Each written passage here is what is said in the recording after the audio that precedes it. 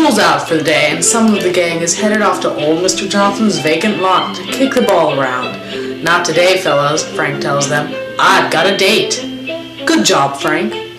With his date coming up, Frank has a lot to learn in very little time. Why is Frank so excited for his date, you ask?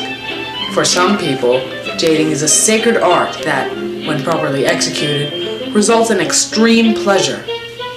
Maybe you will learn just why Frank is so excited later on. Frank, it's sister!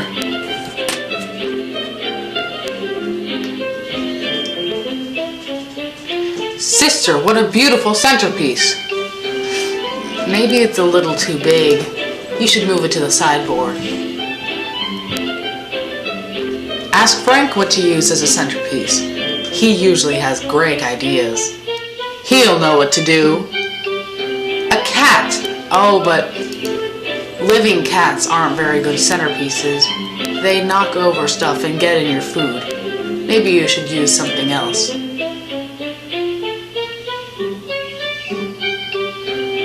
Noah's Ark! Perfect!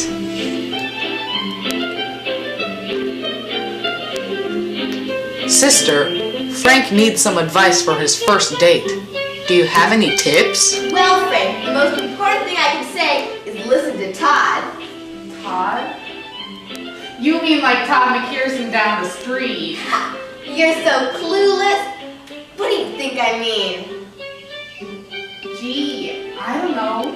Todd, tips of dating. Oh.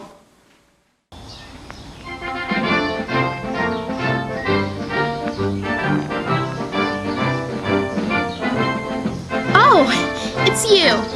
Hi, I'm Todd, the tips of dating. And with someone as experienced as me, you won't have to worry about anything. Well, except buying the popcorn, of course. Now, you may want to get a bite to eat before the main attraction. Order something desserty and something large so you can both share it, and never let your waiter have a bite. Then, have your waiter light some candles for a more romantic feel. If he or she can't light it, then just do it yourself.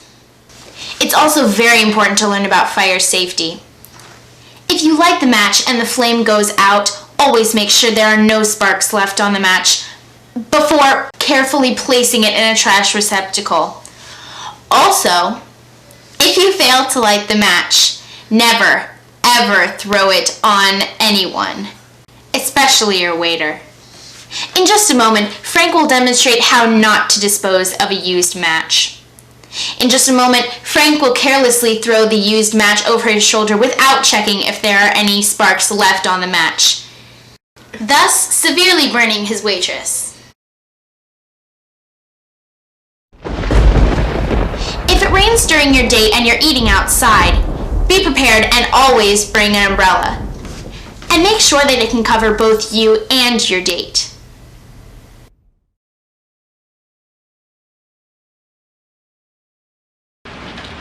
Oh, hey, Sally. We missed you in book club. See you later. Ugh, Frank. What a pig. It's important not to offend your date, like Frank just did. However, it is important that you eat a little something before any date. That way, you enjoy your date's company more than your food's. Lucky for Frank, that didn't happen on this date. Now that both you and your date have finished eating, you can make your way to the location of the date, which in Frank's case is the movie theater.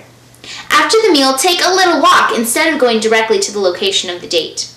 Parks are a great place for this. Pleasant, unemotional conversation helps digestion.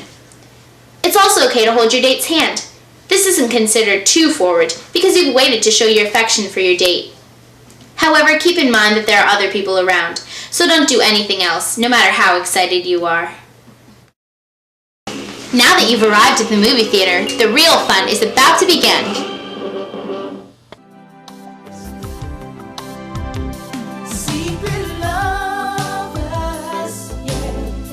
Let's see what would happen if Mary and Frank started kissing now.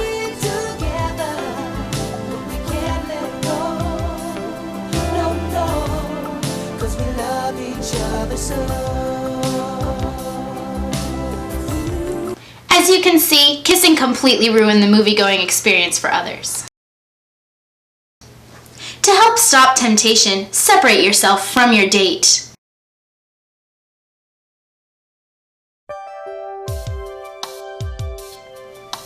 If you're really excited, try slow dancing at the back of the theater.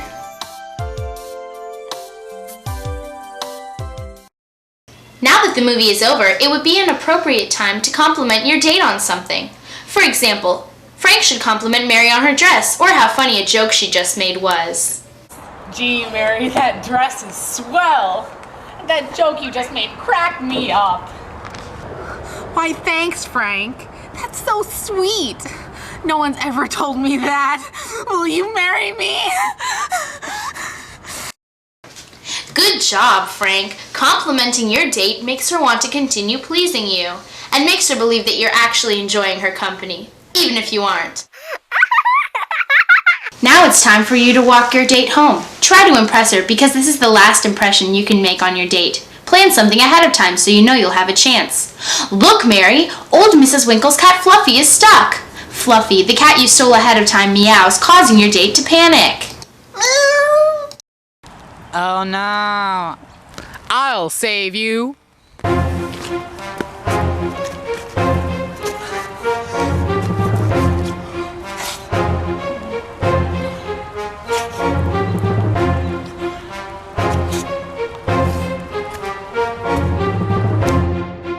Are you okay?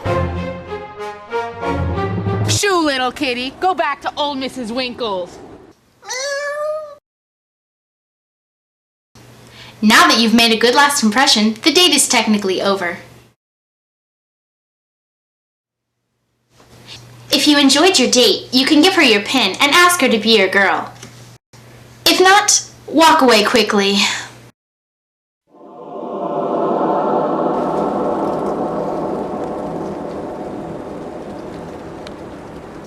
Now comes the hardest part of the date, saying goodbye to your girl. Bye. No, Frank. At this point in the date, you do want to display some affection for her. Let's try that again. All right. While this may seem perfectly harmless now, one of two things could happen. Both you and your date could get mono and die. Or one of Mary's friends could walk by and spread rumors about Mary. This would give Mary a reputation, just like her friend, Sally Small. Since you would never want this to happen to your date, what is suggested is that you keep your display of affection minimal, like a peck on the lips. Congratulations! You've completed your date, and you've made a great impression. Thanks, Todd. Now I know what to do. Maybe now you know why Frank was so excited for his date.